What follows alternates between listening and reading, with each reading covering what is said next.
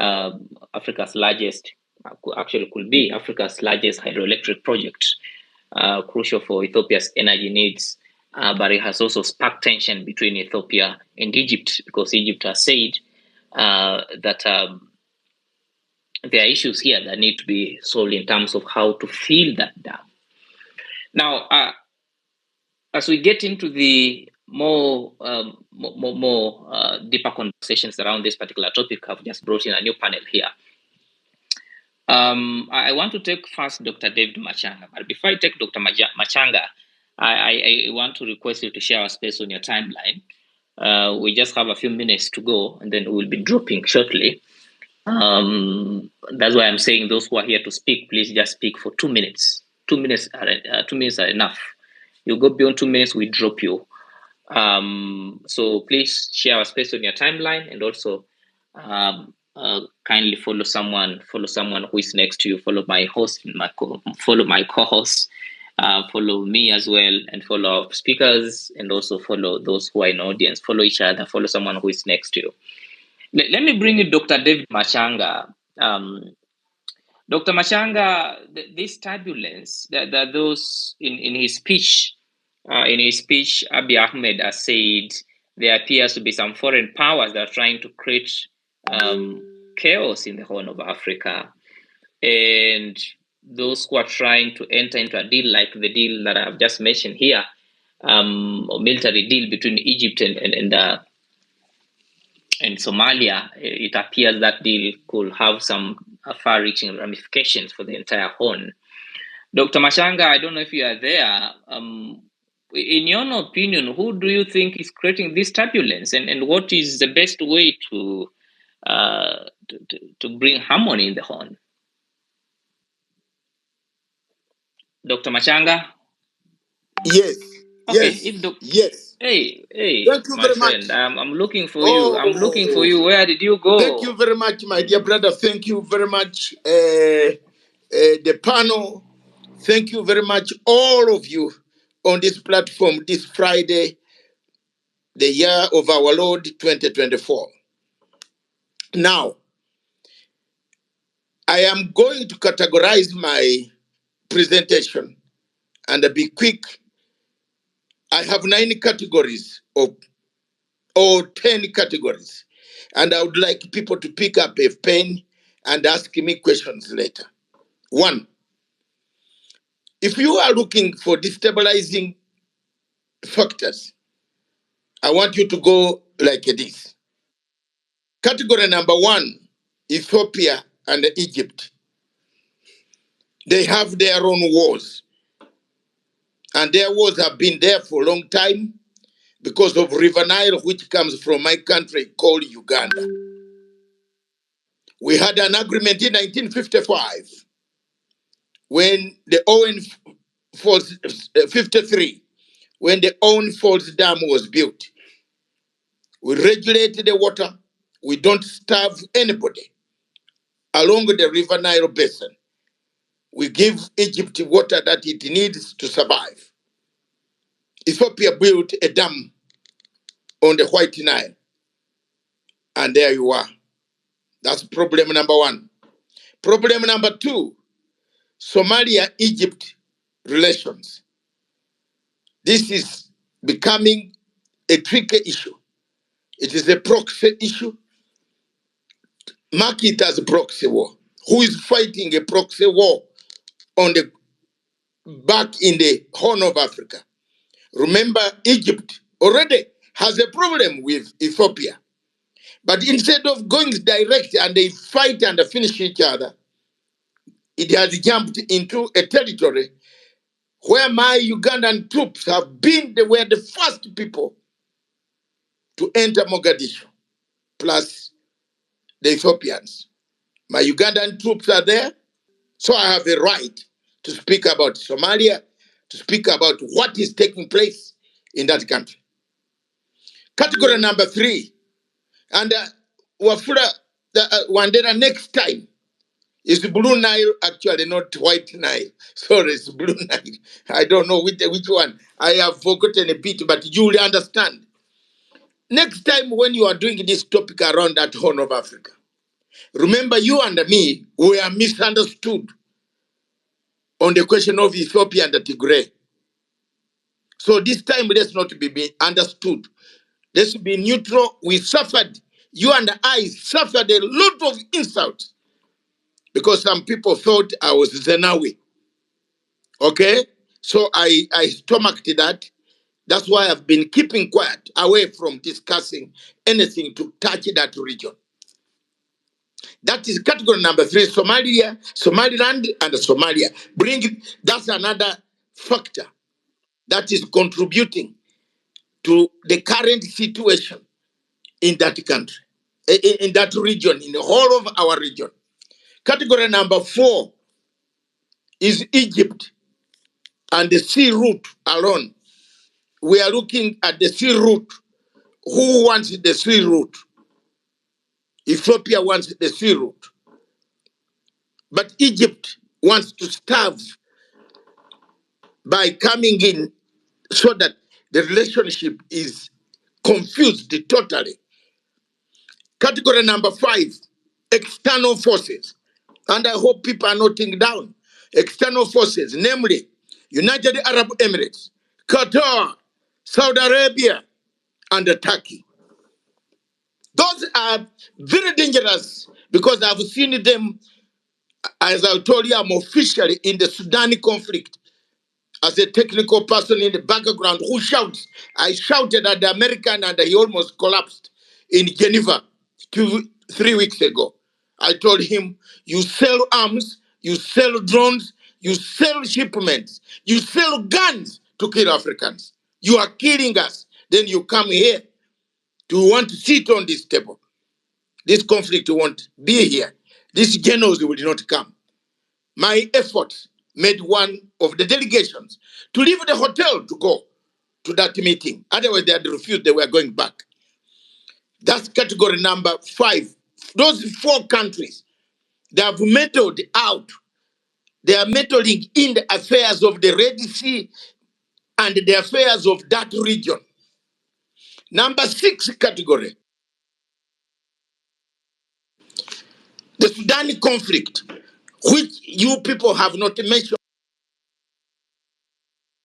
You have not mentioned in the region about Sudan conflict. It's also destabilizing the Horn of Africa because arms are coming from Ethiopia, some are coming from Egypt. Egypt again plays a very pivotal role in the stabilization of Sudan. I am not going to be on where and where. I just want to leave you that way. Number 7, the rumor monger of Africa. There's one country called the rumor monger of Africa. Do you know who it is? It is called Djibouti. In other silent diplomatic is rumor monger. Is the one that carries rumor. France, come. This is what has happened. Djibouti. That is a very dangerous satellite state in the region. It is the one that should have united Africa. It is the one that has allowed Africa to be used. It is the one that has brought chaos in that region. It will not escape my condemnation. I don't care a damn. I don't live there, but I say my points. It has carried the French hegemony that has destabilized West African states in the Sahara region. Djibouti is the master of all this threat that has caused all this confusion around that region. It is like having a person who doesn't tell you that you are naked, and you walk in the market and the people laugh at you. Then he comes and says, I should have told you that while people were laughing at you, you were naked. Point number 8, which is category factor, which does stabilize, is the question of Somaliland. And I want to ask you in the future, Wandera, to bring this thing without this attachment, bring this thing of as Somalia. As Somalia, let's sit, let's have a showdown with people and see, ask the pros and the cons.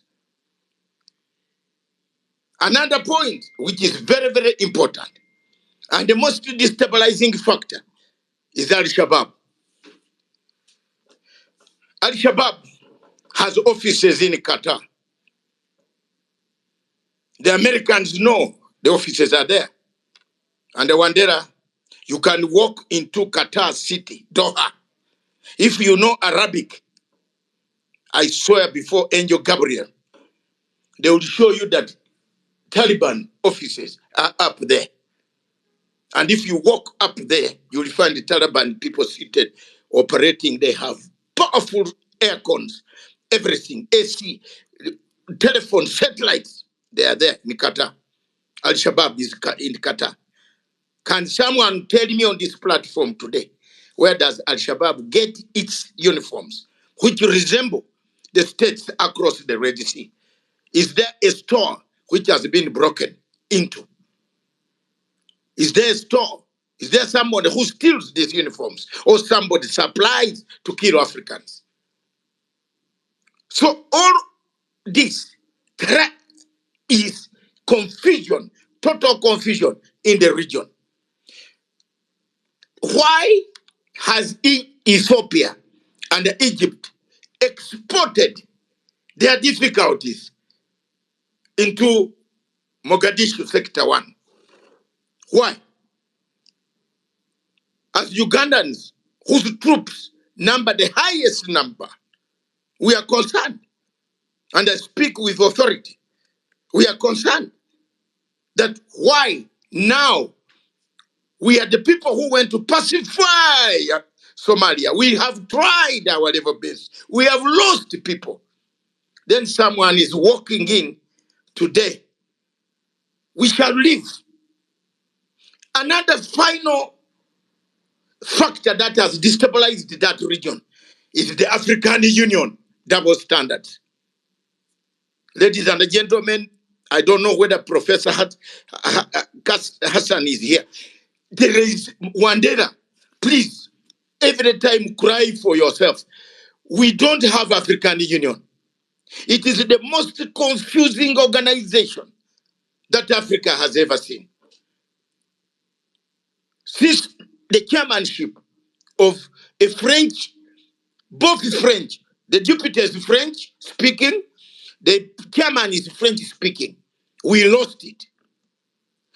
It should stand on its feet to read the reports that it has in its own. It has made African Union, just as the other week we are discussing Polisario Front. Remember? It's the same mistake that African Union has made on Polisario Front with Morocco. We have the same problem now, which they know they can solve, but they can't solve, then they can solve, but they can't solve. I hope you people are getting me clear. They have everything. They can solve, they can't solve, but they can solve, and they can't solve. What type of organization is this? What type of organization is this? So, given all these circumstances, all these factors, there are so many destabilizing factors that are destabilizing the Horn of Africa. External influence, countries that I've mentioned. The question of Ethiopia and Egypt exporting their war of Nile waters. Al-Shabaab, Djibouti, Sudan conflict plays a role. The question of resolving Somalia and Somaliland. I don't want to go into details because I am asking you to bring for me a full-scale debate on Somalia. And it's everything here. We put it on table. And we speak like the late Nyerere would say, I recognize Biafra. People refuse to recognize Biafra. Nyerere stood up and said, I recognize Biafra. Go and kill me. Several countries came back and recognized Biafra in 1967 war. Ladies and gentlemen, I ask one question. Every time I move, How long will Somalia be a battlefield? From 1991, the children that were born in 1991 are grown-ups with grandchildren, maybe. Are grown-ups. How long will Somalia be a cash cow of some people with blue ties and blue suits in African Union eating money that we are economists today? What? What is this? Why? Why do we want a new chairperson? A new chairperson of African Union? A person who will say, enough is enough. We want you to sit down with us. Either you are in AU or you are out. Yes, yes. We need somebody who can say that. Either you are with us or you live like a Morocco. Go. Go and join the whites in Italy, in Spain or Portugal. Go across. We don't want you. Don't stay in our organization. We want somebody like that who is going to stand up and tell people enough is enough. You cannot look at it. You people talk about, look at what Egypt has done to Libya. Who gives the General Khalifa after guns? Is Libya not divided into two? Why has Libya been divided and the AU is watching? Why? The same country calls the UAE to bring drones to kill people with RSF in Sudan. This is documented. I am in the peace process of Sudan. Why do these brothers from the Middle East? Is there any black man in the Middle East? Show me one black man in the Middle East. Show me. They poured us in Red Sea. They collected us from Tanzania, Ujiji, Kigoma, Dar es Salaam, Bagamoyo, Mwanza, Bukoba. They took us from Uganda. Where are we, the Gulf states? Show me one black man like the black man in Americas. Show me. Show me. Why did God create Africa separately? Separated us. I want the younger generation on this platform to think today. Why were we not part and parcel of those guys? Where are we in Qatar? Show us a black man, a black Somali in Qatar with an origin that I am from Somalia in Hegesia. I am from Somalia in Jubaland. Show me. Why have we attached ourselves to people who killed us? Now they have money.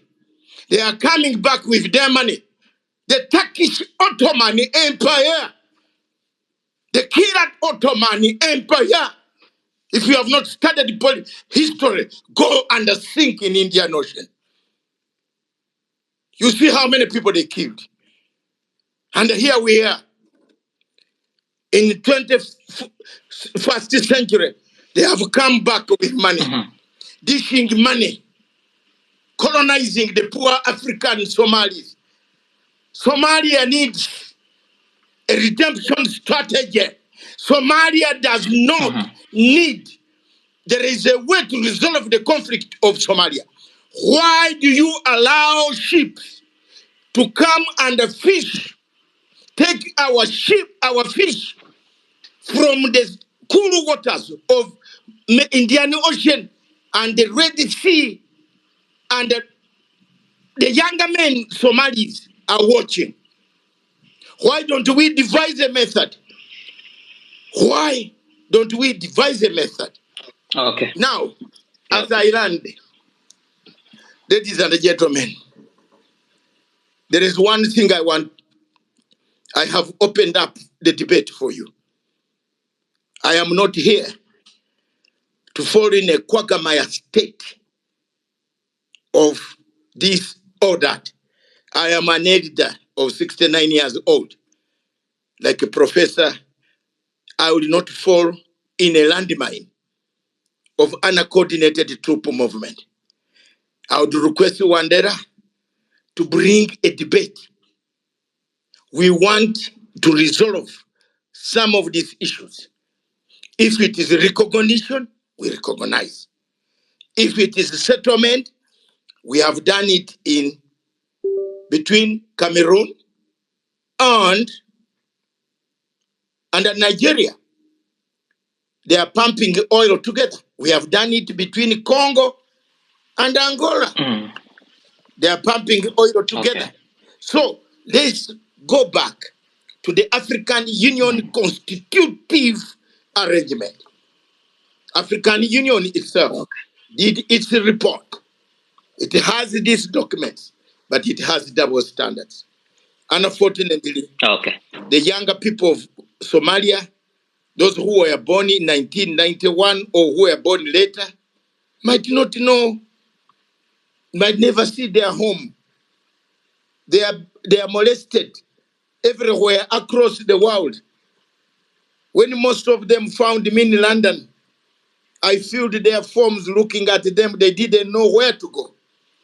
In 1991. Okay, Dr. Machanga. So it is painful for me when I talk about this. I'm emotional.